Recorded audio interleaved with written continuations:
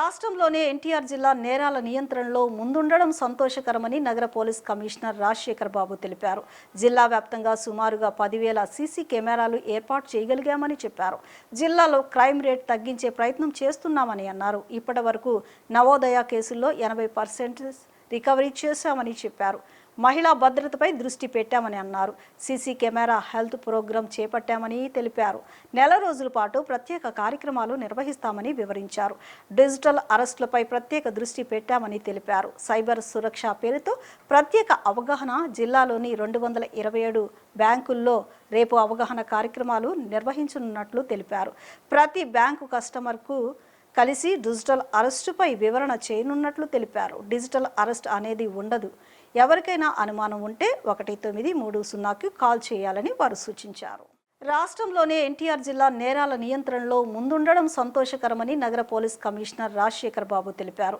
జిల్లా వ్యాప్తంగా సుమారుగా 10,000 సీసీ కెమెరాలు ఏర్పాటు చేయగలిగామని చెప్పారు. జిల్లాలో క్రైమ్ రేట్ తగ్గించే ప్రయత్నం చేస్తున్నామని అన్నారు. ఇప్పటివరకు నవోదయ కేసుల్లో 80% రికవరీ చేశామని చెప్పారు. మహిళా భద్రతపై దృష్టి పెట్టామని అన్నారు. సీసీ కెమెరా హెల్త్ ప్రోగ్రాం చేపట్టామని తెలిపారు. నెల రోజుల పాటు ప్రత్యేక కార్యక్రమాలు నిర్వహిస్తామని వివరించారు. డిజిటల్ అరెస్టులపై ప్రత్యేక దృష్టి పెట్టామని తెలిపారు. సైబర్ సురక్ష పేరుతో ప్రత్యేక అవగాహన జిల్లాలోని 227 బ్యాంకుల్లో రేపు అవగాహన కార్యక్రమాలు నిర్వహించనున్నట్లు తెలిపారు. ప్రతి బ్యాంకు కస్టమర్కు కలిసి డిజిటల్ అరెస్టుపై వివరణ చేయనున్నట్లు తెలిపారు. డిజిటల్ అరెస్ట్ అనేది ఉండదు.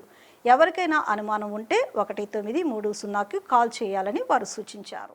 సురక్ష అనే ఒక కాన్సెప్ట్తో మనము ముందుకు వచ్చాం.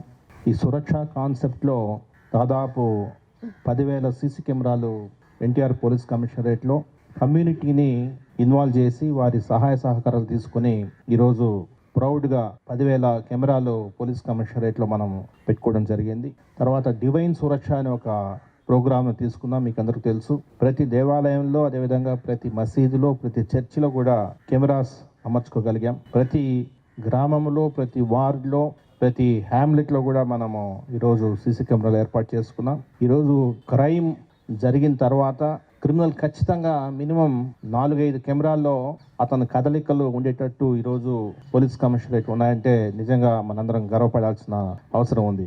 ముఖ్యంగా ఈరోజు మార్నింగ్ మీకు అందరికి తెలుసు, ఈరోజు మార్నింగ్ ఒక చైన్ స్నాచింగ్ జరిగింది. ఈరోజు మార్నింగ్ ఆ చైన్ స్నాచర్ 4 ప్లేసెస్లో మనకు కనిపించాడు. సరే, ఇంకా మనకు కేసు డిటెక్ట్ కాలేదు, బట్ మాస్క్ వేసుకున్నాడు, అదేవిధంగా వెహికల్కి నెంబర్ లేని వెహికల్లో పోతున్నాడు. కొన్ని సందర్భాల్లో ఈ చైన్ స్నాచర్స్ తర్వాత ఈ మోటార్ సైకిల్ కొట్టేసి గంజాకి బానిసైన యువత వీళ్ళంతా కూడా వినూత్న పద్ధతుల్లో పోతున్నారు. అయినా కూడా వారిని కూడా కట్టడి ఎలా చేయాలో అనే వ్యూహం మనము దానికి కూడా పథకం రచిస్తున్నాం. సో మన చర్యల వల్ల 30 to 40% ప్రాపర్టీ క్రైమ్ తగ్గిందని చెప్పేసి గర్వంగా చెప్పుకోగలుగుతున్నాం. అదేవిధంగా 80% రికవరీ, ఎప్పుడు లేని విధంగా 80% రికవరీ. ఈరోజు మనం చూసే 80% రికవరీతో మనం ముందున్నాం. అదేవిధంగా యాక్సిడెంటల్ డెత్స్ ఈ రోజుకి పోయిన సంవత్సరం ఈ రోజే చూస్తే 92 డెత్స్ని మనము నిరోధించగలిగాం. అంటే లాస్ట్ టైం 420 డెత్స్, ఈ రోజు నాటికి 420 మంది చనిపోతే ఈసారి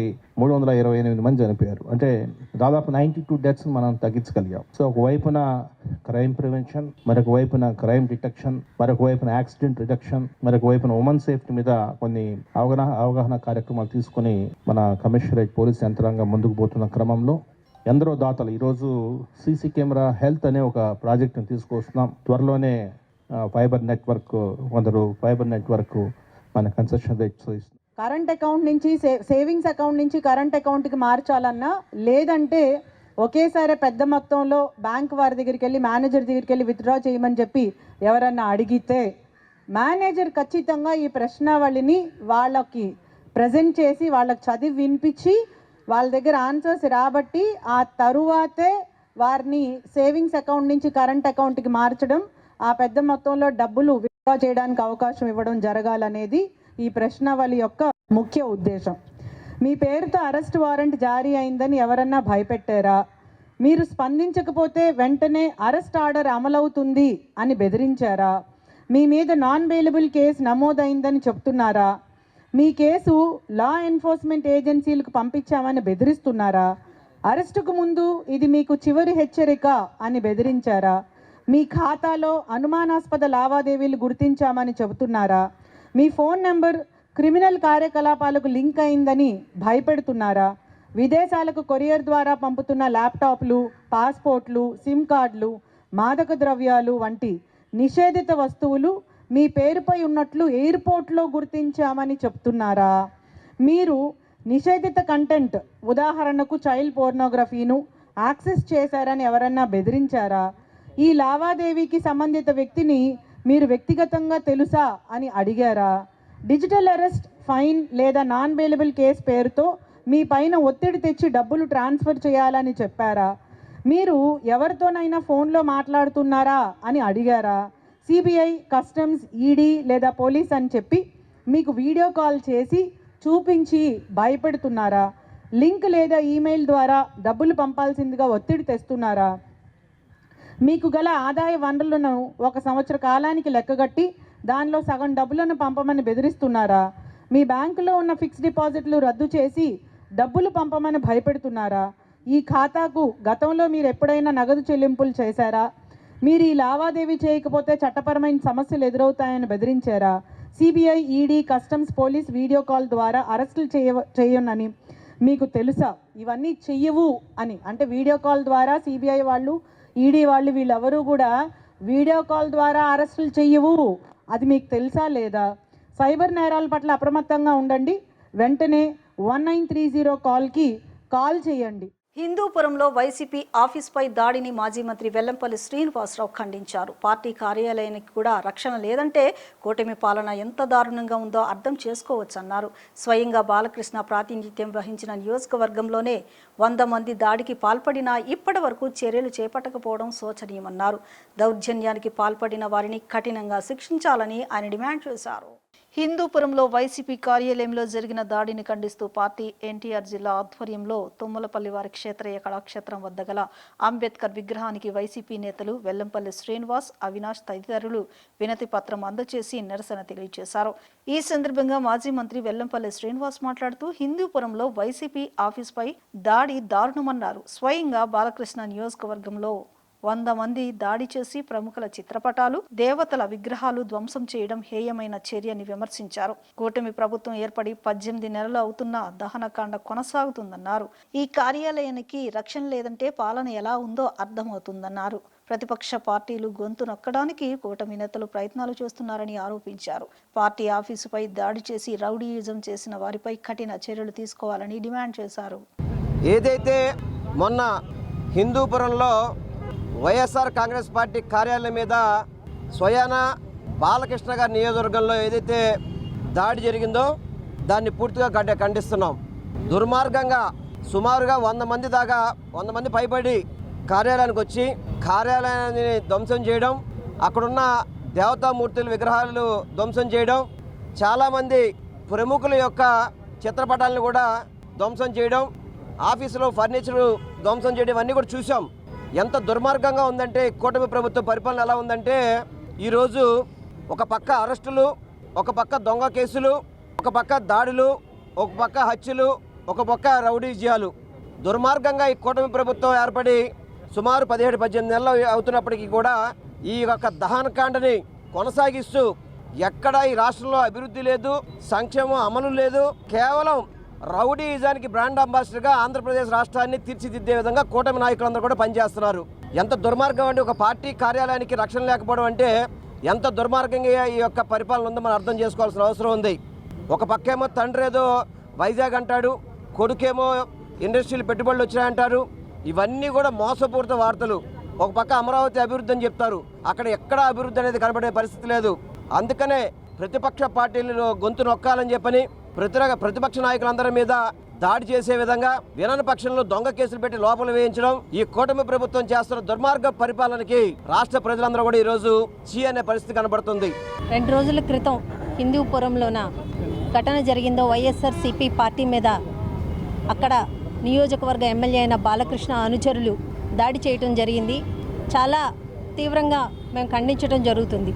ఈరోజు ఎన్టీఆర్ జిల్లా తరపున మేమందరం మా ఎన్టీఆర్ జిల్లా అధ్యక్షులు మా దేవినేని అవినాష్ గారు, అలాగే వెల్లంపల్లి శ్రీనివాసరావు గారు, విష్ణు గారు, అలాగే రాజీవ్ గారు, మా డిప్యూటీ మేయర్లు కానీ, మా కార్పొరేటర్లు కానీ, మా పార్టీ ఇన్ఛార్జీలు, నాయకులు అందరం ఈరోజు, మహిళా నాయకులు అందరం ఈరోజు రావటం జరిగింది. ఎందుకంటే ఇది రెడ్ బుక్ రాజ్యాంగం ఏ రకంగా వీళ్ళు అమలు చేస్తున్నారు, ఏ రకంగా ఈరోజు పార్టీ ఆఫీసుల మీద దాడులు చేస్తున్నారు. వాళ్ళు పార్టీ ఆఫీసు మీద దాడి చేసి అక్కడ పోలీసులు సోద్యం చూస్తున్నట్టు చూసి ఊరుకుంటూ పార్టీ ఆఫీసును పూర్తిగా ధ్వంసం చేయటమే కాకుండా తిరిగి మళ్ళీ ఏదైతే ఆ నియోజకవర్గం ఇన్ఛార్జ్ ఉన్నదో ఒక లేడీ అయ్యుండి ఆమె ఆఫీసు మీద దాడి చేయడమే కాకుండా ఈరోజు ఆమె హస్బెండ్ మీద కూడా ఎస్సీ ఎస్టీ అట్రాసిటీ కేసులు కూడా వాళ్ళ మీద దాడి చేసి మళ్ళీ వాళ్ళ మీద కేసులు ఏ రకంగా పెడుతున్నారు వీళ్ళు. అసలు పోలీసు వ్యవస్థ ఉందా, లేకపోతే ఆంధ్ర రాష్ట్రంలో పోలీసు వ్యవస్థ పూర్తిగా నిర్వీర్యమైందా? ఈ పోలీసు వ్యవస్థ only Lokesh Babu red book రాజ్యాంగాన్ని మాత్రమే అమలు చేస్తుంది, కానీ అంబేద్కర్ రాజ్యాంగాన్ని ఆంధ్రప్రదేశ్లో అమలు జరగటం లేదు. మేమంతా రాష్ట్ర ప్రజలు కూడా వైఎస్ఆర్ కాంగ్రెస్ పార్టీకి సంబంధించిన నాయకులు, కార్యకర్తలే కాదు, రాష్ట్ర ప్రజలంతా భావించే పరిస్థితి ఉంది. ఈ సంఘటనని పార్టీ నాయకులు అలాగే ప్రజలు తీవ్రంగా ఖండిస్తూ ఉన్నారు. ఏదైతే ఈరోజు చంద్రబాబు నాయుడు గారు 75 ఏళ్ల వయసులో కూడా ఈ రాష్ట్రానికి పెద్ద దిక్కుగా ఒక తండ్రిలా పాలించాల్సిన పరిస్థితి పోయి కేవలం నారా లోకేష్ గారి రెడ్ బుక్ రాజ్యాంగం అమలుపరచడం జరుగుతూ ఉంది ఈరోజు రాష్ట్రంలో. ఒకటి మాత్రం చెప్తా ఉన్నాం, నారా లోకేష్ గారు మీరు ఏదైతే రెడ్ బుక్ రాజ్యాంగాన్ని రచించి అమలు చేస్తూ ఉన్నారో రేపొద్దున ఆ రెడ్ బుక్ రాజ్యాంగానికి మీ కార్యకర్తలే బలి అవుతారు నారా లోకేష్ గారు. ఇది గుర్తుపెట్టుకోండి. మేము మిమ్మల్ని తీవ్రంగా, మీ చర్యని తీవ్రంగా ఖండిస్తూ మీకు హెచ్చరిక జారీ చేస్తూ ఉన్నాం. వీధి కుక్కలకు సంబంధించి సుప్రీంకోర్టు మార్గదర్శకాలను స్వాగతిస్తున్నప్పటికీ వాటిని ఆచరణలో పెట్టే విషయంలో అనేక సవాళ్లు ఉన్నాయని ఇండియన్ యూనివర్సిటీ జీవకారుణ్యం సంస్థ ప్రతినిధులు తెలిపారు. బర్త్ కంట్రోల్ ఆపరేషన్లు కూడా ఎస్ఓపి ప్రకారం అత్యంత జాగ్రత్తగా చేయాలని, ఆపరేషన్ సరిగ్గా జరగకపోవడం వల్లే చాలా సమస్యలు వస్తున్నాయని వారు తెలిపారు. ప్రభుత్వం మార్గదర్శకాలను అమలు చేసే విషయంలో నిధులు, వసతుల కల్పనపై స్పష్టమైన ప్రణాళికతో ముందుకు రావాలని ఇండియన్ యూనివర్సిటీ జీవకారుణ్యం సంస్థ ప్రతినిధులు కోరారు. వీధి కుక్కలకు సంబంధించి సుప్రీంకోర్టు ఇచ్చిన ఆదేశాల అమలు తీరుపై ఇండియన్ యూనివర్సిటీ జీవకారుణ్యం సంస్థ ఆధ్వర్యంలో గాంధీనగర్ ప్రెస్ క్లబ్లో విలేకరుల సమావేశాన్ని ఏర్పాటు చేశారు. ఈ సమావేశంలో సంస్థ ప్రతినిధులు మాట్లాడుతూ సుప్రీంకోర్టు మార్గదర్శకాలను స్వాగతిస్తున్నప్పటికీ వాటిని ఆచరణలు పెట్టే విషయంలో అనేక సవాళ్లు ఉన్నాయని ఆవేదన వ్యక్తం చేశారు. ముఖ్యంగా బస్ స్టేషన్లు, రైల్వే స్టేషన్ నుంచి తరలించాల్సిన కుక్కలకు ఆపరేషన్లు పూర్తయ్యాక వాటిని తరలించడానికి షెల్టర్లు ఎక్కడా లేవని అన్నారు. కుక్కలకు కల్పించాల్సిన 5 రకాల స్వేచ్ఛలు, ఆహారం, వైద్యం, సురక్షిత ఆశ్రయం, స్వేచ్ఛగా జీవించడం కల్పించాలంటే వాటి దాణా, వైద్య సౌకర్యాలకు భారీగా ఖర్చు చేయాల్సి ఉంటుందని అన్నారు. బర్త్ కంట్రోల్ ఆపరేషన్లు కూడా ఎస్ఓపి ప్రకారం అత్యంత జాగ్రత్తగా చేయాలని, ఆపరేషన్ సరిగ్గా జరగకపోవడం వల్లే చాలా సమస్యలు వస్తున్నాయని వారు అన్నారు. ప్రభుత్వం ఈ మార్గదర్శకాలను అమలు చేసే విషయంలో నిధులు, వసతుల కల్పనపై స్పష్టమైన ప్రణాళికతో ముందుకు రావాలని ఇండియన్ యూనివర్సిటీ జీవకారుణ్యం సంస్థ ప్రతినిధులు కోరారు. జంతు ప్రేమికులు, మిగిలినటువంటి యానిమల్ ఆర్గనైజేషన్స్ అందరం కూడా ఇక్కడ ఈ సమావేశాన్ని ఏర్పాటు చేశాము. ముఖ్యంగా మన ఈ నెల 7వ తారీఖున సుప్రీంకోర్టు ఇచ్చినటువంటి ఆదేశాలను గురించి, మరి వాటి యొక్క అమలు విషయాల గురించి కూడా ఒక జంతు ప్రేమికులుగా మేము అందరికీ తెలియజేయాలి, ప్రజలకు తెలియజేయాలి, ఆ చట్టాల యొక్క ఉద్దేశం ఏంటనేటువంటి విషయం కూడా తెలియజేయాలనేటువంటి ఉద్దేశంతో ఈ సమావేశాన్ని ఏర్పాటు చేశాం. సుప్రీంకోర్టు ఇచ్చినటువంటి గైడ్లైన్స్ ఏంటంటే, వీధి కుక్కలు బస్ స్టాండ్లో కానీ, రైల్వే స్టేషన్లో కానీ, హాస్పిటల్స్లో కానీ, ఏ పబ్లిక్ సంస్థలు ఏదైతే ఉన్నాయో వాటిల్లో ఉండకూడదు. వాటిల్లో ఉన్నటువంటి వాటిని తొలగించి వాటికి బర్త్ కంట్రోలు, వ్యాక్సినేషన్ ప్రోగ్రాంతో పాటు మరి వాటికి సరైనటువంటి సురక్షితమైనటువంటి ప్రాంతాలని ఎన్నిక చేసి అక్కడ షెల్టర్లు ఏర్పాటు చేసి షెల్టర్లకు తరలించండి, అది పర్మనెంట్గా మళ్ళీ తీసుకురావద్దు అనేటువంటి విషయం ఒకటి. దాంతోపాటు వారు చెప్పింది ఏంటంటే, వాటికి మిగిలినటువంటి స్ట్రీట్ డాగ్స్ రోడ్ల మీద ఉన్నటువంటి ఎక్కడైతే ఉంటాయో వాటికి బర్త్ కంట్రోల్ ఆపరేషన్ చేయాలి. బర్త్ కంట్రోల్ ఆపరేషన్ చేసిన తర్వాత తీసుకొచ్చి వాటిని యథాస్థానంలో ఎక్కడైతే ఉన్నాయో అదే స్థానంలో వదిలిపెట్టాలి అనేటువంటిది కూడా సుప్రీంకోర్టు చెప్పడం జరిగింది. అయితే ఇక్కడ ముఖ్యంగా మనం చెప్పుకోవాల్సింది ఏంటంటే సుప్రీంకోర్టు వారు ఇచ్చినటువంటి ఆదేశాలని మేము స్వాగతిస్తాం. కానీ అది ఇంప్లిమెంటేషన్లో ఏ రకంగా జరుగుతుంది అనే విషయాన్ని గురించే ఇక్కడ ముఖ్యంగా మేము చెప్పదలుచుకున్నాం. ఇప్పుడు ఈ ఎక్కడైతే ఆఫీసుల్లో కానివ్వండి, మరి గవర్నమెంట్ రైల్వే స్టేషన్లో కానీ పట్టుకొచ్చినటువంటి ఈ వీధి కుక్కలు ఏవైతే ఉన్నాయో వాటిని birth control operation, anti rabies అయిపోయిన తర్వాత షెల్టర్కి మార్చాలని చెప్పన్నారు. షెల్టర్లు అనేటువంటివి లేవు. సపోజ్ షెల్టర్లే కట్టారు అనుకుందాం. మనం షెల్టర్లు కట్టినప్పుడు వాటికి తీసుకోవాలి, ఫీడింగ్ ఇవ్వాలి. ఎందుకంటే 5 రకాలైనటువంటి స్వేచ్ఛ ఉంది. స్వేచ్ఛగా జీవించాలి, వాటికి మెడికల్ ఫెసిలిటీ కలిగించాలి, ఆహారం పూర్తిగా ప్రొవైడ్ చేయాలి, సురక్షితమైనటువంటి షెల్టర్ని కూడా ఏర్పాటు చేయాలి. కూటమి నాయకులు అధికారం ఉందని విర్రవీగితే రాబోయే రోజుల్లో అధికారం కోల్పోతే ప్రజలు ఏ విధంగా బుద్ధి చెబుతారు? కూటమి నేతలు ఆలోచించుకోవాలని వైసీపీ నేత విశ్వేశ్వర్ రెడ్డి వ్యాఖ్యానించారు. హిందూపురం దాడిలో నిష్పక్షపాతంగా విచారణ జరిపి దాడికి కారకులపై చర్యలు తీసుకోవాలని డిమాండ్ చేశారు. దాడిలో బాధితులపై కేసు పెట్టడం సిగ్గుచేటన్నారు. తక్షణమే వైసీపీ నాయకులపై పెట్టిన తప్పుడు కేసులను ఎత్తివేయాలని డిమాండ్ చేశారు. హిందూపురం ప్రాంతం మామూలుగానే మేము ఎప్పుడైనా పోయి అడిగితే చెప్తా ఉంటారు, ఎందుకు ఎప్పుడు బాలకృష్ణ గారు గెలుస్తారంటే బయట వ్యక్తి అయితే అప్పుడప్పుడు వచ్చిపోతాడు, మాకేదో ప్రశాంతత ఉంటుందని చెప్పి మేము గెలిపిస్తూ ఉంటాం అంటూ ఉంటారు. అట్లాంటి హిందూపూర్ అంటే వాళ్ళు ప్రధానంగా మేము ప్రశాంతంగా ఉండాలి కాబట్టి మేము ఆయన గెలిపిస్తుంటాం అని చెప్తా ఉంటారు. కానీ ఈరోజు అట్లాంటి హిందూపూర్లో ప్రశాంతతను కోరుకునేటువంటి హిందూపూర్లో నిన్న జరిగినటువంటి దాడిని ఈరోజు తీవ్రంగా అసహించుకుంటా ఉన్నారు అక్కడ ఉన్నటువంటి ప్రజలు కూడా. మేము ఇన్నిసార్లు గెలిపిస్తే బాలకృష్ణ గారు మా హిందూపురంలో ప్రశాంతతను కాపాడడానికి బదులు కొత్త తరహా రాజకీయానికి తెరదీశాడని చెప్పి ఈరోజు ప్రజలందరూ కూడా భావిస్తూ ఉన్నారు. హిందూపురంలో ఇట్లాంటి ఘటనలు జరగడం చాలా చాలా అరుదు అన్నమాట. అట్లాంటి హిందూపూర్లో ఏదో ఒక విమర్శ చేశాడనే పేరు మీద అక్కడ పార్టీ తరపున last time YSR Congress party తరపున ఎమ్మెల్యేగా పోటీ చేసినటువంటి దీపిక గారు, అదేవిధంగా అక్కడ వేణుగోపాల్ రెడ్డి గారు ఉన్నారు. వేణుగోపాల్ రెడ్డి గారు ఏదో చిన్న విమర్శ చేశాడనే నెపంతో పార్టీ ఆఫీస్ పైన పగలే పోలీసులంతా కూడా ఆ రోజు హిందూపూర్లో ఉన్నారు. బాలకృష్ణ గారు వచ్చారని బాలకృష్ణ గారు ఉన్నారు. మరి ఆయన హిందూపూర్లో ఉన్నట్టుగానే ఒక పార్టీ ఆఫీసును ధ్వంసం చేయడం, పూర్తిగా నేలమట్టం చేయడం అనేటువంటిది ఎంత దుర్మార్గమైనటువంటిది, ఎంత అహంభావం టీడీపీ పార్టీ వాళ్ళకి తలకెక్కింది అనేటువంటిది ఈ సంఘటన అద్దం పడతా ఉంది. ఈరోజు దీనికి బాలకృష్ణ గారు బాధ్యత వహించాలా. ఎందుకంటే ఆయన వచ్చినప్పుడే జరిగింది. ఆయన రోజు హిందూపూర్లో ఉండే ఆయన కాదు. ఆయన నియోజకవర్గానికి అప్పుడప్పుడు వచ్చిపోతూ ఉంటాడు. ఆయన వచ్చిన రోజే ఇట్లాంటి విధ్వంసం జరగడం అనేటువంటిది అనేక అనుమానాలకి దారి తీస్తుంది. నిజంగా ఒక ప్రతిపక్ష పార్టీ కార్యాలయంపై దాడి చేయడం అనేటువంటిది ఈరోజు కొత్త తరహా రాజకీయాలకు ఈరోజు తెరలేపుతా ఉన్నారు. ఈరోజు అధికారం ఉందని చెప్పి విర్రవీగితే రేపు అధికారం పోయిన తర్వాత ప్రజలు ఏ విధంగా స్పందిస్తారనేటువంటిది ఈరోజు వాళ్ళు అర్థం చేసుకోవాల్సినటువంటి అవసరం ఉంది.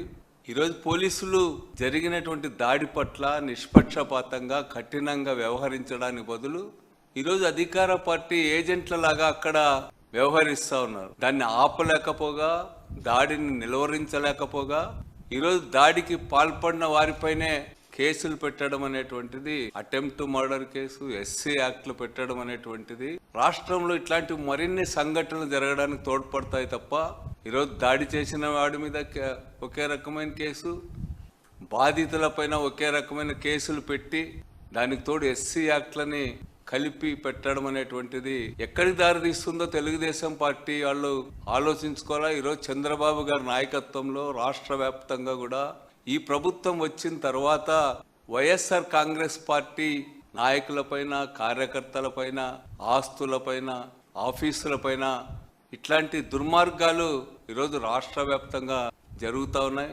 ఈరోజు రాష్ట్రంలో వాళ్ళు నిత్యం చెప్పేటువంటి రెడ్ బుక్ రాజ్యాంగాన్నే ఈరోజు అమలు పరుస్తున్నటువంటి పరిస్థితి ఉంది. రాబోయే కాలంలో ఈరోజు దాడులకు పాల్పడినటువంటి వారు క్షేమంగా సంతోషంగా ఉండగలరా అని చెప్పి నేను అడుగుతా ఉన్నా. ఇట్లాంటి రాజకీయాలు మొదలుపెట్టిన తర్వాత ఆదివాసీల సమస్యల పరిష్కారానికి తన వంతుగా అన్ని విధాలా కృషి చేస్తానని ST commission chairman S Bojjireddy తెలిపారు. తనపై నమ్మకంతో సీఎం చంద్రబాబు అప్పచెప్పిన బాధ్యతలను సక్రమంగా నిర్వహిస్తానని చెప్పారు. ఆదివాసీలకు రేషన్ కార్డులు అందే విధంగా కృషి చేస్తానని తెలిపారు. ఆదివాసీల సమస్యల పరిష్కారానికి తన వంతుగా అన్ని విధాలా కృషి చేస్తానని ఎస్టీ కమిషన్ చైర్మన్ సొల్లా బొజ్జిరెడ్డి తెలిపారు. తనపై నమ్మకంతో సీఎం చంద్రబాబు అప్పచెప్పిన బాధ్యతను సక్రమంగా నిర్వహిస్తానని అన్నారు. ఆదివాసీలకు రేషన్ కార్డులు అందే విధంగా కృషి చేస్తానని తెలిపారు. నా పేరు సొల్లా బొజ్జిరెడ్డి. నేను ఎస్టీ కమిషన్ చైర్మన్గా ఈరోజు పదవి బాధ్యత స్వీకరించాను. నా యొక్క అభిలాషను గుర్తించి కేంద్ర ప్రభుత్వం నుంచి నరేంద్ర మోడీ గారు, రాష్ట్ర ప్రభుత్వంలో చంద్రబాబు నాయుడు గారు, పవన్ కళ్యాణ్ గారు నాకు ఈ అవకాశం ఇచ్చినందుకు చాలా సంతోషిస్తున్నాను. నా వంతుగా నా గిరిజన ప్రజలకు సేవ చేయాలని నాకు సంకల్పం నెరవేరినట్టు భావిస్తున్నాను. కాబట్టి ఆదివాసీ ప్రాంతాల్లో ఉండే సమస్యలన్నీ పరిష్కరించగా నేను చేయగలనని ఆశిస్తున్నాను. ఆదివాసీ ప్రాంతాల్లో ఉన్నటువంటి మారుమూల ప్రాంతాల్లో ఉన్నటువంటి అనేక సమస్యలు ఉన్నాయి. రోడ్లు కానీ, రహదారులు, మంచినీరు, అలాగే రేషన్ కార్డులు చాలామందికి రేషన్ కార్డు లేని వాళ్ళు చాలామంది ఉన్నారు. ఇల్లు లేని పెద్దలు చాలామంది ఉన్నారు. ఇటువంటి సమస్యలను పరిష్కరించి నా దృష్టికి వచ్చిన ప్రతి సమస్యను నేను పరిష్కరించగలను. అలాగే న్యాయపరమైన సమస్యలు ఎటువంటి సమస్యలు వచ్చినా ఆదివాసీ ట్రైబల్ పక్షాన నేను పోరాడి సమస్యలు పరిష్కరించే దిశగా ముందుంటానని ఆశిస్తున్నాను. ఇంతగా భావిస్తున్నాను. ఈ వార్తలు ఇంతటితో సమాప్తం. నమస్కారం.